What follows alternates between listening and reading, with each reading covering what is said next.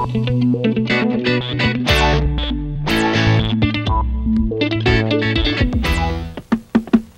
San Roque, ano bang nangyayari? Bakit nagkakaganito? Kanina ko pa yung ginigising, ayaw sumagot. Kagabi pa nakakulong dito.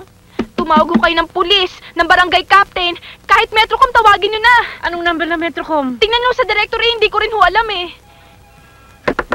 Angie? Angie, buksan mo tong pintuan, si Karen to. Angie! Angie, ano ba? Buksan mo tong pintuan! Si Karen to! Angie!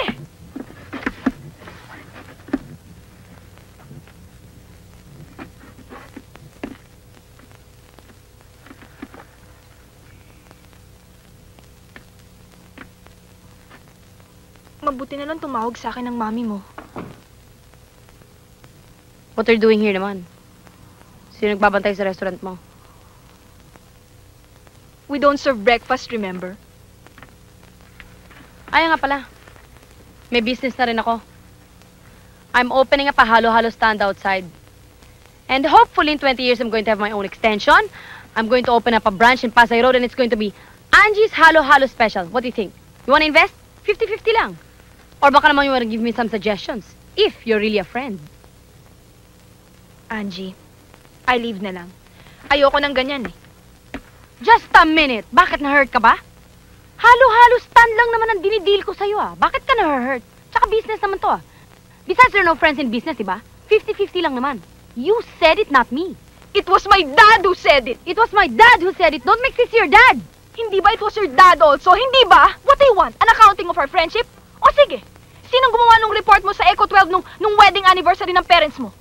Binili kita ng Gucci bag nung uso pa yung Gucci. Pinakilala kita kay Carl. That's a very stupid Hindi mo idea. walang time Look, si Carl. you better shut up, ha? Let me talk! I'm going crazy! Ano ba? Cancelin mo lahat ng sinabi mo, ha? Bakit? Sino nagturo sa'yo gumamit ng diaphragm nung nagmomotel pa kayo ni Freddy? Ako, di ba? My God. That's worth more than all your tulong to me. Dad, Angie, you're so cheap! Magpakamatay ka na nga!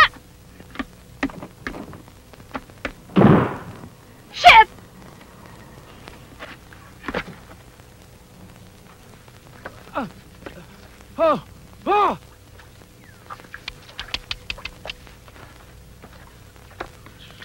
Ayun o, anak nyo.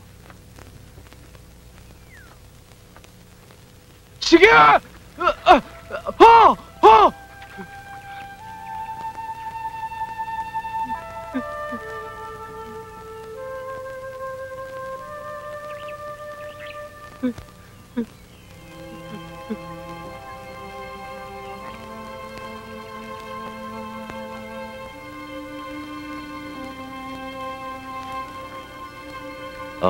Oh, paano ho yan, Ma'am Benito? Sa inyo na ho yung lupa ko sa Kanyugan. Ano ho ang balak niyo gawin doon? Bebenta ko lang siguro sa mga Hapon. Naghahanap kasi sila ng pwestong pagtatayo ng planta ng radyo. Nako, suswertihin yung mga Hapon doon kung sakasakali. Ano ho? Miss Boado, are you sure you want to be a yaya? Yes, Mom. Frankly speaking, you're far overqualified. My goodness, girl, you're a college graduate.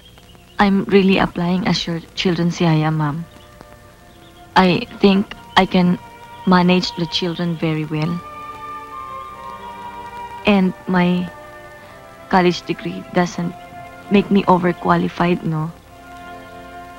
In fact, you should get somebody intelligent and responsible to take care of your children, no? I agree. I want the job, Mom. And I'm not ashamed of it. You can be sure that I can take care of your children.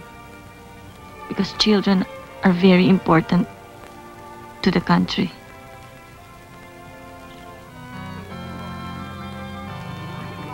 Sayang, sana sa Manila Hilton na lang tayo nag-reception. Kasi 25% ang discount nila. Nena, minsan ka nagkakasal sa buhay mo. Tigil mo muna yung mga racket mo. Pero sayang, kasi may free honeymoon tayo pang package nila. Thank you. Oo, sa Baguio. Tapos kasama yung breakfast. May welcome drink pa yun, ha? Congratulations, ha? Ay, congratulations to Doc. Ay! Uy! Ay, ang ganda-ganda ng gown ni Nena. Ako, 450 lang to, kaya nga mukhang kalambun ng lola ko eh. Oy! Halika na! 150 isang oras ang wedding car natin.